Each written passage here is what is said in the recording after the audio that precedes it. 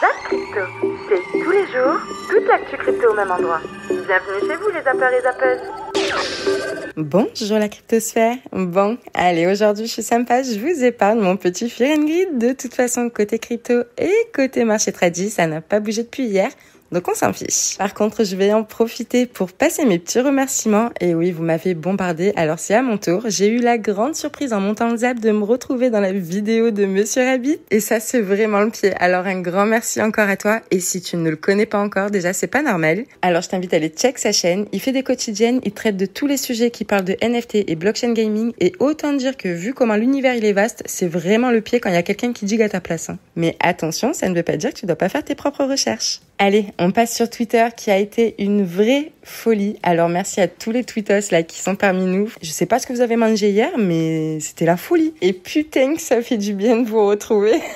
Autant vous dire que c'est carrément le bull run chez Zap Crypto, mais regardez-moi ces chiffres. Mais vous êtes des énervés en fait. 193 heures de visionnage. Non mais c'est dingue. Franchement, c'est dingue. Et du coup, on a aussi le grand plaisir d'accueillir 40 nouveaux zappeurs et zappeuses. Et ça, c'est magnifique. Alors, si tu viens d'arriver, je te fais un petit topo de la chaîne rapidement. Sache que dans la description de chaque Zap Crypto, tu retrouveras tous les intervenants du jour avec leurs vidéos. Tu pourras aussi y retrouver tous les timecodes. Et oui, le Zap est séparé en 4 chapitres. Le premier, les news importantes. Le deuxième, le marché traditionnel. Le troisième, analyse technique des cryptos. Et le dernier, NFT, métaverse et IA. Ça te permettra de naviguer beaucoup plus facilement sur la vidéo et sélectionner les extraits qui attisent le plus ta curiosité. À peine un Zap sorti qu'on m'a déjà demandé comment contribuer à la chaîne, et ben c'est toujours pareil. Un like, un commentaire, c'est déjà énorme. Pour ceux qui sont sur Twitter, les commentaires, le retweet, c'est pareil. Je vous en remercie infiniment. Et pour ceux qui voudraient mettre la main au wallet, eh ben écoutez, je vous mettrai dans chaque commentaire épinglé sous les apps crypto un petit Google Form avec une petite vingtaine d'adresses crypto. Et puis au moins, si un jour il y a un multimillionnaire qui tombe amoureux du Zap Crypto, fais-toi plaisir. Sachez que vous m'avez beaucoup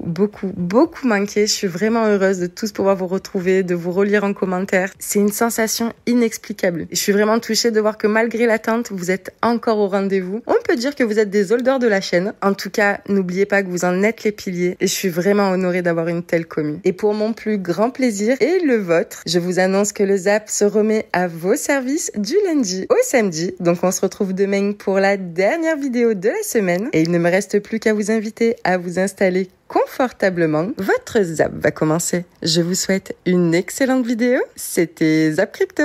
On va commencer sur Gemini qui a réussi à récupérer la totalité de la mise qui avait été perdue. C'est vraiment positif. Pour rappel, Gemini, c'était un protocole qui prêtait de l'argent et en fait, il faisait l'intermédiaire avec Genesis Capital, qui fait partie de Digital Group Capital et qui fait partie aussi de Grayscale. D'accord? On n'oublie pas que tout est lié et justement, Genesis a remboursé Gemini qui permet de rembourser la totalité des utilisateurs et eux, contrairement à ce que FTX a fait, vont rembourser crypto pour crypto. Donc, c'est-à-dire un BTC égale un BTC et justement, ça prendra 18 mois pour pouvoir faire les retraits, ce qui est plutôt classique et normal dans ce qu'on connaît. Et ce qui est intéressant de voir, c'est qu'ils ont bien statué que, en fait, ce qui s'est passé au niveau de Genesis, ce n'est pas un problème de crypto, mais bien un problème d'arnaque financière dans lequel il n'y avait pas assez de liquidité par rapport à ce qui était prêté. Donc on a un assainissement de la réputation de la crypto, même si on a toujours mauvaise presse parce que FTX, c'est difficile d'oublier, mais ça n'empêche que, en tout cas, on arrive dans les bonnes normes. Et je reviens maintenant sur les mêmes coins. Il y a eu une affaire assez folle autour du meme coin de Caitlyn Jenner ce week-end. Elle aurait lancé un meme coin, les gens se sont dit c'est un piratage, les gens ont même dit que c'était un deepfake quand on avait la vidéo de Caitlyn Jenner qui disait non c'est bien moi. Au final c'est bien meme coin qui a été lancé, le meme coin Jenner. La personne qui a aidé l'équipe de Caitlyn Jenner à lancer le token, a priori il a rugpool avec les tokens et du coup il leur doit de l'argent. C'est pas très clair cette histoire, mais voilà, on va dire encore une célébrité qui lance un meme coin, encore des choses qui sont en train de tourner, on va dire, ça va mal tourner je pense cette histoire. Et ça va continuer malheureusement, il y a plein de célébrités qui sont en train de lancer ça, donc soyez vigilants sur ces meme coins. Alors oui, il y a des coups à jouer, mais il y a aussi énormément de risques sur ces meme coins. coup, t'es quel crypto? Bah, ça dépend. Parce que t'as dit Solana, mais tu disais visiblement en rigolant. Oui, mais... Je disais Solana parce que, en fait, Personne n'est Cardano. Des fois, je personne n'est Cardano. Ah, bah, peut-être, tu pourrais être Cardano. Non, moi, je t'aime pas Cardano. Non, je suis pas Cardano. Tu veux pas être Cardano? Non, je sais pas, je réfléchis. Cardano parce que t'es une catastrophe ambulante. Vas-y, dis-le aux gens, dis la vérité. Audrey, elle fait toujours n'importe quoi. Vraiment, la meuf, genre, c'est tu lui mets un verre, elle renverse le verre. J'ai réussi à me couper le nez.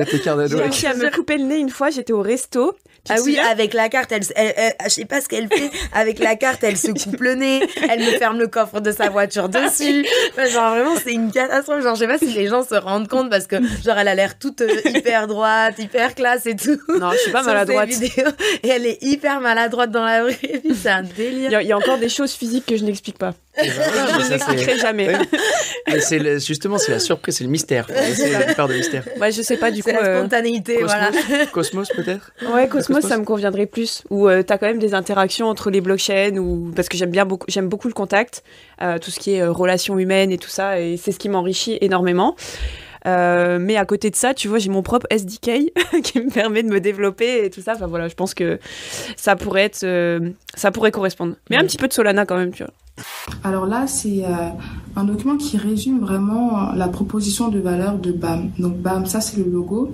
Le but, comme je l'ai dit en intro, c'est de démocratiser l'adoption de la blockchain en Afrique. Actuellement, on se concentre vraiment sur des événements IRL où il y a une partie conférence où on invite des acteurs locaux de la blockchain, mais aussi des partenaires avec lesquels on pourrait travailler, des hackathons où le but est d'apprendre à des développeurs un langage blockchain et les accompagner pour qu'ils puissent créer leurs premières applications. Donc même pour les blockchains avec qui on pourra travailler, c'est bénéfique parce que ça leur permet d'avoir des builders et si l'application créée est pertinente, ça pourra leur permettre d'avoir également des utilisateurs.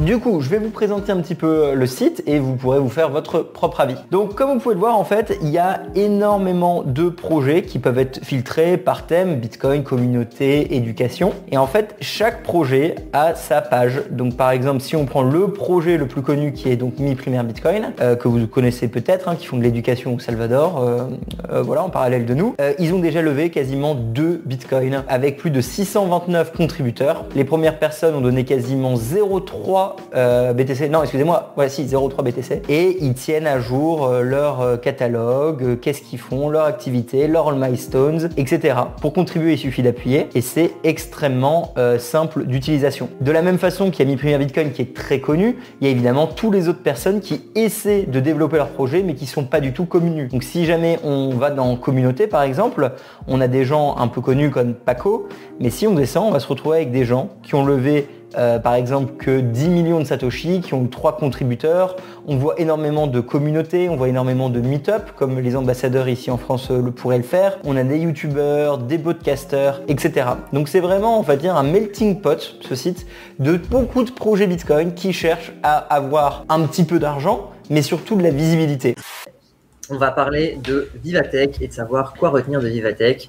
Vous savez que Vivatech, c'est ce grand salon annuel qui a lieu à Paris où toutes les boîtes tech sont présentes et présentent un peu leurs nouveaux produits.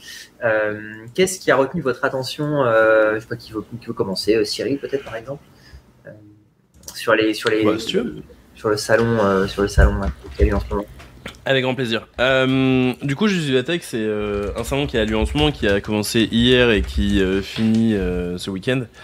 Vivatech, c'est un salon auquel on a déjà participé en tant qu'Alira notamment. On y est déjà allé l'année dernière, on avait notre stand. Cette année, on a envoyé pas mal d'élèves avec des différents jeux concours, donc voilà, parce que on parle avec eux. Et c'est un salon qui est, ma foi, assez cool. Premier truc à dire, c'est que c'est quand même l'un des plus gros salons sur la tech au monde, littéralement. Il a lieu à Paris tous les ans, à Porte de Versailles. Et donc c'est un peu une fierté française que d'avoir ce salon. L'année dernière, si on a envie de parler de narrative, on peut en évoquer un peu 3, je pense. Il y avait une vraie narrative blockchain l'année dernière. On avait par exemple la Banque de France qui a beaucoup insisté dessus. Il y avait beaucoup d'entreprises de la blockchain que l'on peut connaître, les gens de chez Tezos par exemple, plein de monde. Évidemment, l'IA a commencé et il y avait aussi un grand truc sur la quantique. Il y avait littéralement le salon, enfin l'endroit pour les entreprises qui font de l'informatique quantique. Donc c'est un peu ces 3 éléments-là que moi je trouve on a pu beaucoup voir l'année dernière. Et cette année, j'ai l'impression que le grand gagnant de tout ça, c'est l'IA, quoi. Dans un système où la monnaie est basée sur la dette, la monnaie ne peut pas être déflationniste. Toute période de déflation prolongée est effectivement une véritable catastrophe parce qu'elle va causer systématiquement un crash et une dépression. Mais par contre, dans un système où la monnaie n'est pas basée sur de la dette, la monnaie peut tout à fait être déflationniste et ça ne cause aucun problème en particulier. Et au contraire, ça résout beaucoup de problèmes, comme on l'a vu juste avant, et notamment, ça résout le surconsumérisme et ça supprime l'effet cantillon. Donc pour finir, l'argument de dire qu'une monnaie déflationniste, ça ne peut pas fonctionner, c'est un argument qui est vrai dans le paradigme monétaire actuel, mais complètement faux si quelqu'un arrivait un jour à créer une monnaie qui soit à la fois adaptée au monde moderne, tout en n'étant pas une monnaie basée sur la dette. Et ça tombe très bien, parce que c'est justement ce qu'est Bitcoin. Dans un système comme Bitcoin, la déflation se fait naturellement et ne pose pas de problème particulier. Ensuite, c'est une question pas très funky, on va dire, mais je pense qu'il faut se la poser. Je pense que vous l'êtes déjà posée, c'est obligé. En tous les cas, je me la suis posée plusieurs fois. C'est où vont vos bitcoins quand vous mourrez. Et il y a plusieurs cas. Il y a des crypto-monnaies qui sont sur Binance et tout ça. Surtout, ce sont des sociétés PSAN. Ceux-là, vous les ils seront recouvrés par vos héritiers. Par contre, la problématique, ce sont tout ce qui est sur Clay Ledger et tout ça. À chacun de gérer. Je pense qu'il y a même des solutions qui arrivent de plus en plus pour gérer ce genre de choses. Vous savez, il y a des sociétés qui arrivent. Voilà, il y a des sociétés en particulier françaises. Il y a la startup Legapask qui permet d'ores et déjà de déposer des identifiants des données sensibles et comme ça vous les posez aussi sur votre testament. Je pense qu'à un moment donné, tout le monde se pose cette question-là. Je pense s'il y a des solutions, des choses qui existent qui permettent de le faire, parce qu'à un moment donné, vos identifiants, par exemple Ledger, je ne sais pas, vous avez $1 million en Bitcoin sur votre Ledger. Si vous n'avez pas vos identifiants, là, c'est pas une question d'héritage, c'est une question de l'accès à vos crypto-monnaies. La sécurité, c'est important, mais je pense que c'est un sujet, on n'en parle jamais, mais voilà, c'est intéressant d'en parler quand même quelques minutes. Écoute, c'était assez surprenant. C'est-à-dire que quand j'ai reçu ton invitation, donc j'ai cru que c'était une erreur qu'il fallait que je transmette à l'archevêque. Parce qu'il y a beaucoup de gens qui m'écrivent et qui me disent « J'arrive pas à joindre Éric l'archevêque, est-ce que vous pourriez lui transmettre ?» Non, c'était bien vous. Et donc, quand tu m'as confirmé que c'était bien moi, donc ta cible, je me suis dit, il va falloir que je révise un peu mes cryptos parce que j'y connais pas grand-chose. Okay. Et d'ailleurs, tu vois, donc dans un podcast récent, on m'a posé la question de savoir si j'étais plutôt crypto ou casino. Et j'ai dit que pour moi, les deux étaient pareils parce que comme j'y connais rien en crypto, c'est un peu du casino. Ça peut être un peu compliqué. Alors, qu'on se le dise, à mon avis, il y a beaucoup de cryptos qui sont du casino. Il y en a peut-être d'autres un peu moins, typiquement Bitcoin, Ether. Mais je comprends totalement le. Voilà. Mais écoute, mais c'est plutôt un défaut. Hein. C'est-à-dire que j'aurais pas du tout une valeur. Donc, je pense que ça fait partie maintenant, évidemment, donc des leviers d'investissement intéressants et que je pense que tout individu qui investit doit avoir un petit bagage crypto. Donc, il se trouve que moi, vous êtes investi en crypto. Il est très léger, mon bagage crypto. Mais je suis venu aussi principalement parce que, comme je te l'ai dit, donc sur mon site Fairmove, on va en parler. On accepte le paiement en crypto. Et depuis combien de temps ? Écoute, depuis 2 ans. Tu vois, okay. Donc on a été le premier acteur du voyage en France. Je pense qu'on est encore peut-être le seul. Il y a un site qui accepte aussi pour les billets d'avion, mais nous on prend vraiment la totalité du séjour. Donc, j'ai un site internet. Sur le site internet, vous pourrez trouver des formations gratuites qui sont je suis en train de vous les faire, hein, justement. Bientôt, vous aurez trouvé tout sur les formations. Tout ça sera gratuit. On se retrouve après ça.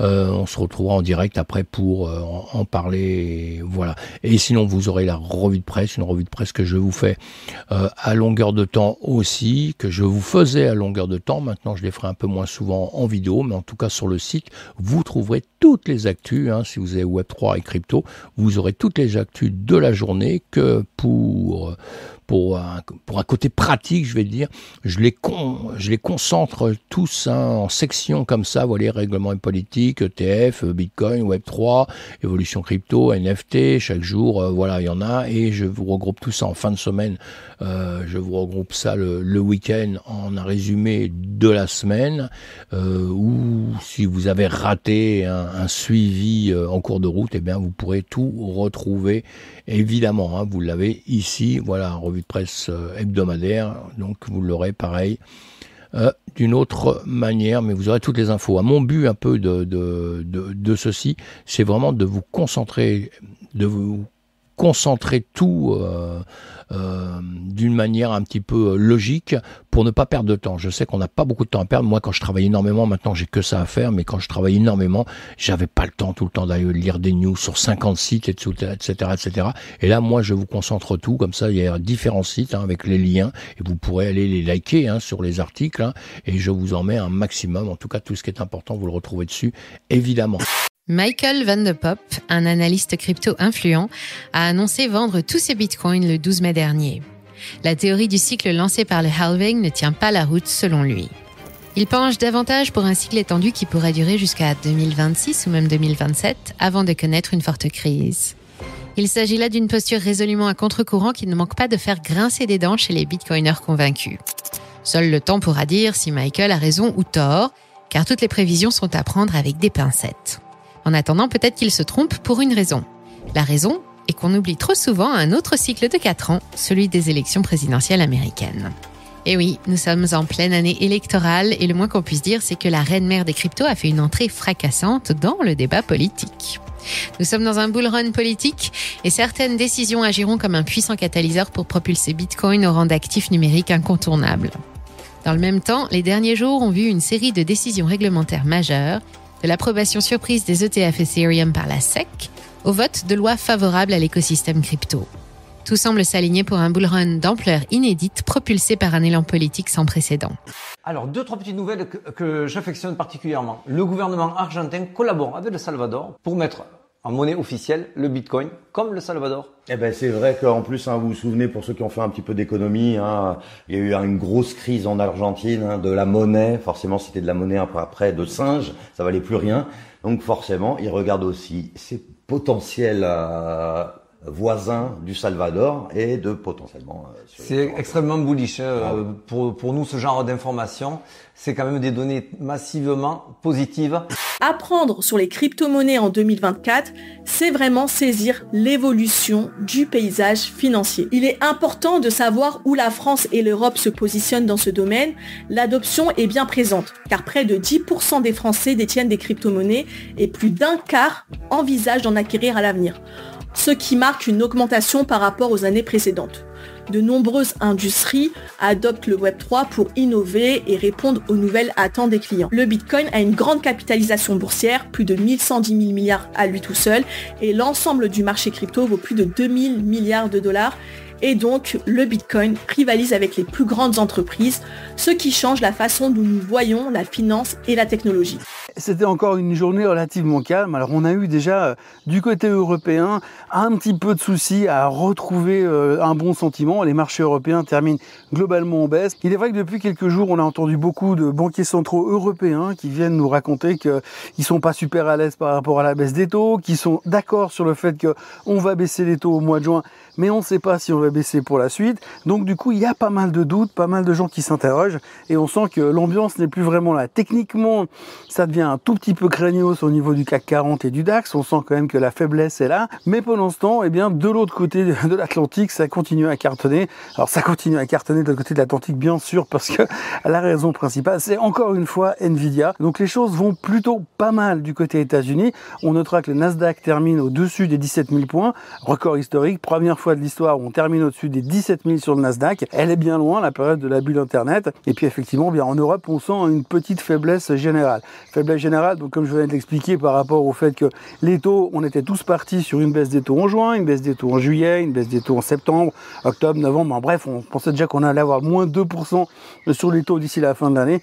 Mais là, pour l'instant, les quelques banquiers centraux qui ont parlé, de la BCE bien sûr, viennent quand même nous dire qu'ils s'attendent plutôt à quelque chose de déjà en baisse en juin. Hier, il y a le gouverneur de la Banque de France qui a parlé.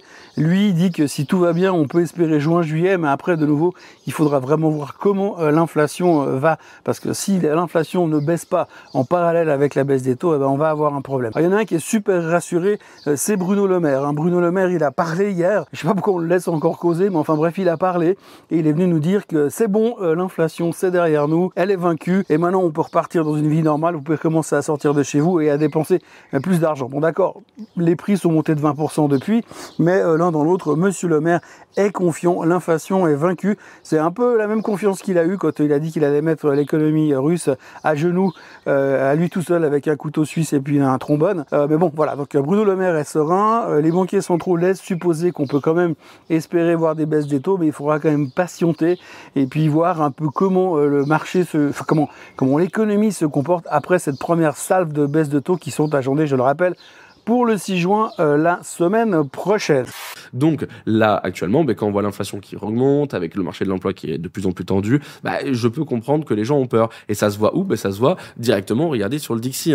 Regardez hier et avant-hier, là, comment on a fait cette réintégration. En plus, je vous ai dit, dans l'avant-dernière vidéo, on vous l'affiche juste en haut. Faites attention, il y a un piège en cours. Le piège a été validé. Regardez, là vraiment, c'est magnifique. On a fait donc passage en dessous donc du point pivot. On a fait un W et regardez après, on a accéléré pour faire un nouveau plus haut. Donc oui, après ça a bien chuté aujourd'hui, je vous l'accorde. Mais regardez, pour le moment, on fait bien donc des bas de plus en plus haut et des hauts de plus en plus haut. On est bien en train de faire un retournement de tendance. Donc là, regardez, on faisait des hauts de plus en plus bas et des bas de plus en plus bas. Et là, maintenant, on a fait donc un bas plus bas que le précédent et un haut plus haut que le précédent. Donc, on est en train de faire un retournement de tendance. Donc, c'est pour ça que ça fait depuis quelques jours que j'arrête de faire des longues et je suis bien content. Ça n'a pas été un mauvais call, encore une fois. Attendez, parce que si je clique à côté, on va pas aller très loin. Regardez. Donc, ici, c'est le Dixi, c'est le dollar. Le dollar monte et regardez, on a le BTC qui chute, on a Ethereum qui chute et on a le S&P 500 qui chute. Et regardez, on va aller voir pareil ici.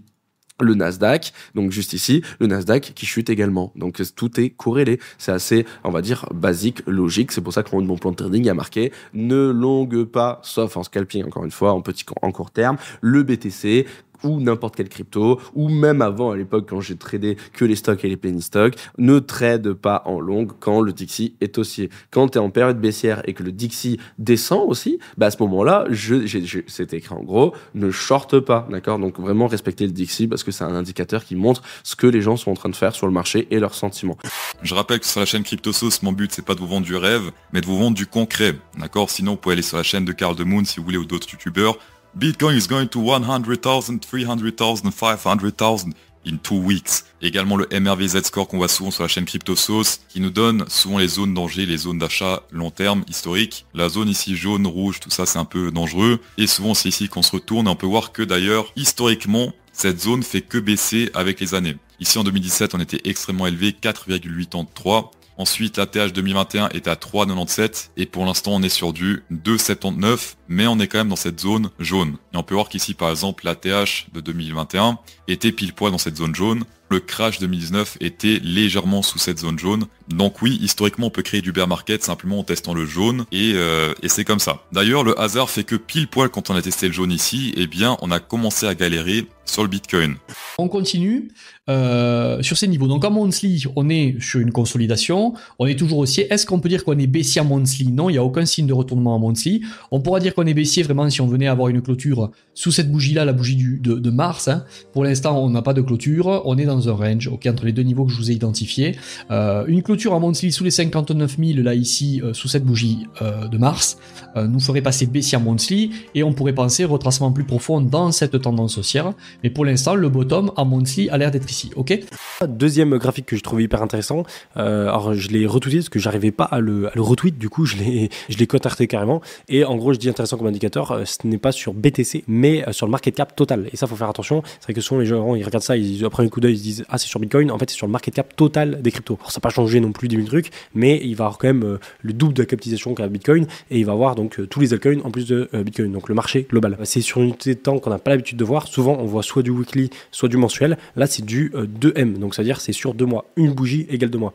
Et ce qui est intéressant du coup avec ce graphique-là, c'est qu'en fait, on a donc le graphique du crypto market cap là en 2 mois comme je l'ai expliqué, et cet indicateur-là qui est juste en dessous. Il s'appelle le VI. Et en gros, il nous donne un signal une fois tous les 3 ans, 3-4 ans, donc environ 3 ans et demi. C'est intéressant parce qu'on vient d'avoir ce signal là qui a apparu sur la bougie précédente. Donc vous voyez, on le voit très bien ici en 2021. En fait, on fait une grande poche verte et puis après, dès qu'on recroise, donc dès que la rouge croise avec la bleue, on fait un petit signal du coup d'achat ici en rouge avec la tache rouge et du coup, ça nous donne le signal hop ici, ouais, au niveau de la bougie. Et ce qui est intéressant, c'est que la dernière fois qu'il a donné ce signal, c'était fin 2020.